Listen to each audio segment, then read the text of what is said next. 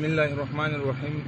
نوم مې بد محمد عابد دی، د پکتیا ولایت د سید کرم ولسوالۍ یم. مونږ پاکستان کراچۍ کې بندیانو او ماشاءالله دی د افغانستان د اسلامي امارت د وزارت خارجه او کنسل مولوي صاحب جبار نه ډېره زیاته مننه کوو. موږ سره ډېره همکاري کړې ده، ډېرې منډې ترلې او ډېرې هڅې راسره وکړې.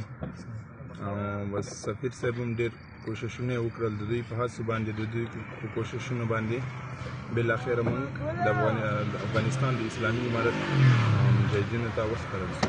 زه ډېره مننه کوم.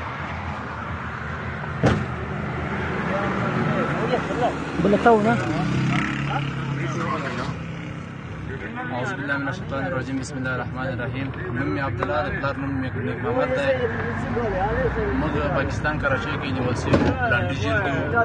موږ سره د سفیر صاحب په طرفه او مولوي صاحب جبار له طرفه د کونسلګرۍ رئیس صدا او د وزارت خارجه له طرفه ډېر کومکونه وشول. موږ پارچې هر شی راغلي وو. موږ اوس فلحال د افغانستان اسلامي امارت ته سپارل کېږو. د دوی څخه ډېره مننه کوو چې موږ سره کومک وکړي. خاین داسې مننه ژوندي اوسئ. سلام.